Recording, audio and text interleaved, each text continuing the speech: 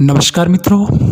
आज योग चिंतन में अध्यात्म पथ स्वयं को समग्र रूप से जानने की, उस परम सत्ता से जुड़ने की तथा आत्म परिष्कार एवं आत्म विस्तार की प्रक्रिया है।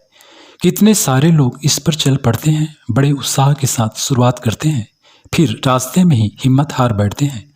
कुछ सांसारिक राग रंग को ही सब कुछ मान बैठते हैं, तो कुछ संकीर्ण स्वार्थ अहंकार के व्यापार में उलझकर जीवन के आदर्श से समझौता कर बैठते हैं, और कुछ आलस्य प्रमाद में भ्रमित होकर बहुमूल्य जीवन को यूं ही बर्बाद कर देते हैं।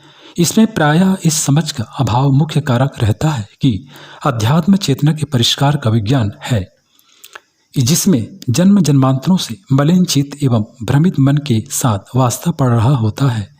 अचेतन मन के महासागर को पार करते हुए चेतना के शिखर का आरोहण करना होता है, आगे बढ़ना होता है।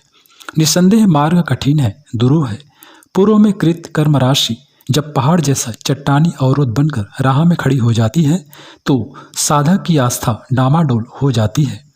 सस्ती पूजा पत्री, भोग चढ़ावे व चिन्ह पूजा के सहारे धर्म अध्यात्म के पथ पर बहुत कुछ बटोरने के फेर में चला पथिक मार्ग में धाराशायी हो जाता है, यहाँ तक कि नास्तिक हो जाता है और भगवान तथा समर्थ गुरु तक को कोसने लगता है।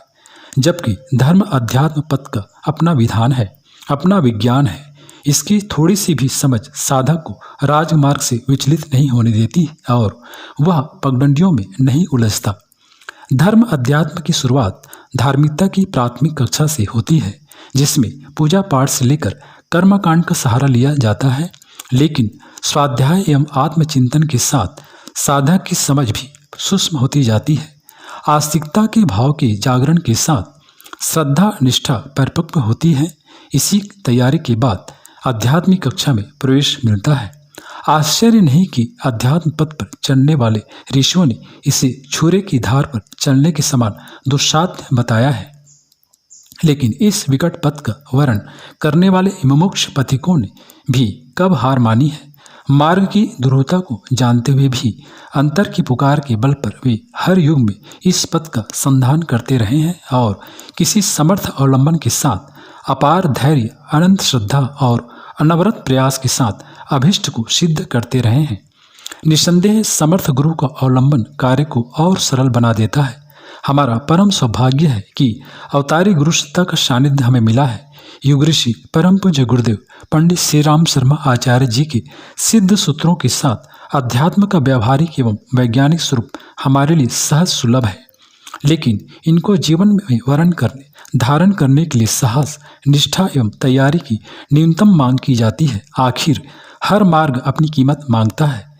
फिर जो चीज़ जितनी कीमती होती है, उसका उतना ही मूल्य भी चुकाना होता है। एक किसान फसल के लिए वर्ष भर तप करता है। एक व्यापारी अभिष्ट लाभ के लिए तन मन व धन की सारी पूंजी झोंक देता है।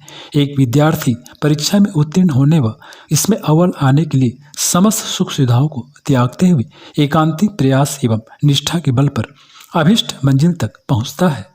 इसी तरह अध्यात्म पद भी अपनी कीमत मांगता है, जिसमें चित्त चेतना की शुद्ध एवं परिष्कार प्रधान है। स्वयं को गलाकर मिटाकर सब कुछ पाने की कला अध्यात्म है।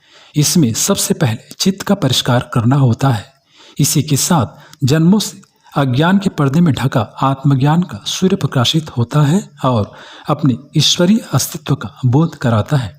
हालांकि समर्थ गुरु एवं परमात्मा की कृपा तो सदा से ही उनकी सभी संतानों पर अजस्र रूपों में बरसती रहती है। इसको ग्रहण करने व धारण करने की क्षमता का अभाव ही मुख्य कारण है कि अधिकांशतया जीवन इनसे रीता रह जाता है। जिस मात्रा में साधक शिष्य इसको धारण कर पाता है, उसी अनुपात में उसका आत्मिक विकास होता है। अध्यात्म विज्ञान का कार्य अंततः जीवन का कायाकल्प है। मनुष्य में देवत्व उदय है। यह उसकी अंतर्निहित दिव्य संभावनाओं व क्षमताओं का जागरण एवं विकास है। इसके अंतर्गत चित्त के प्रक्षालन के साथ इसका परिष्कार प्रारंभ होता है, जो स्वयं समय साध्य एवं कष्ट साध्य प्रक्रिया है। अपार धैर्य, अटूट निष्ठा और निरंतर प्रयास के साथ यह कार्य संपन्न होता है। बारंबार असफलता के बावजूद साधक हिम्मत नहीं हारता और बार बार प्रयास करता है। हजार असफलताओं के बाद हजार बार प्रयास करने का जीवट और हर हार के बाद पुनः उठकर आगे बढ़ने का अदम्य जज्बा अध्यात्म पथ को परिभाषित करता है। अध्यात्म पथ पर अभिष्ट को उपलब्ध सभी साधकों के जीवन दृष्टांत इसी स्थिति की गवाही देते हैं। परम पूज्य गुरुदेव ने इसके निमित्त आत्मनिरीक्षण, आत्मसमीक्षा, आत्मसुधार और आत्मनिर्माण की प्रक्रिया का प्रतिपादन किया है। दैनिक जीवन में आत्मबोध से लेकर तत्वबोध की व्यवहारिक साधना को बताया है, जिसमें संयम, स्वाध्याय और सेवा के साथ उपासना, साधना, आराधना की त्रिवेणी में अवगाहन करना पड़ता है और गायत्री की सामान्य साधना से लेकर सावित्री एवं पंचकोशी साधना को करना होता है, जिसे साधक अपनी स्थिति के अनुरूप उपयुक्त मार्गदर्शन में संपन्न करता है और देर सबेर अध्यात्म पथ पर चलते हुए आत्म कल्याण के साथ लोक कल्याण के महत्तर उद्देश्य को पूर्ण करता है।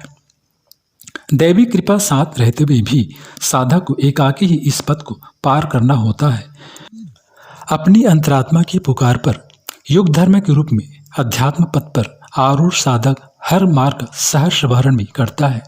परम पूज्य गुरुदेव के शब्दों में साहस ने हमें पुकारा है, समय ने, युग ने, कर्तव्य ने, उत्तरदायित्व ने, विवेक ने, पौरुष ने हमें पुकारा है। यह पुकार अनसुनी न की जा सकेगी।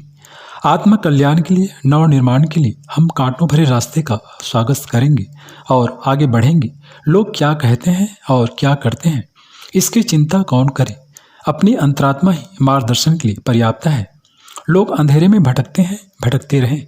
हम अपने विवेक के प्रकाश का अवलंबन कर स्वतः ही आगे बढ़ेंगे। कौन विरोध करता है, कौन समर्थन, इसकी गणना कौन करे। अपनी अंतरात्मा, अपना साहस अपने साथ है और हम वही करेंगे जो अपना कार्य करना अपने जैसे सजग व्यक्तियों के लिए उचित और उपयुक्त है। मार्ग में लोभ के झोंके, मोह के झोंके, नामवरी के झोंके, यश के झोंके, दबाव के झोंके आएंगे जो आपको पथ से विचलित करने का भरसक प्रयास करेंगे, कहीं से कहीं घसीट कर ले जाने की चेष्टा करेंगे। लेकिन तुम भटकना मत, डिगना मत। जब भी भटकन आए तो अपने उस दिन की, उस समय की मना स्थिति को याद कर लेना, जबकि आपके भीतर श्रद्धा का एक अंकुर उगा था। जब आप इस महान कार्य के लिए श्रेष्ठ पथ पर एकाकी साहस के बुद्धि चल पड़े थे। एक ही बात याद रखना कि परिश्रम करने के प्रति हमारी जो उमंग और तरंग होनी चाहिए थी, उसमें कहीं कोई कमी तो नहीं आई। अंदर ईमान और ऊपर भगवान को सदा लेकर अपनी जीवन साधना के पथ पर तुम सदा अनवरत आगे बढ़ते रहना। मित्रों, तमाम प्रतिकूलताओं के बीच तुम्हें अपने मन को सदा गुरु कार्य में लगाए रखना होगा। इसे बेकार न रहने देना। जीवन को गंभीरता के साथ बिताना, एक एक पल का सुनियोजन करना। तुम्हारे सामने आत्मोन्नति का महान कार्य शेष पड़ा हुआ है और पास में समय थोड़ा है।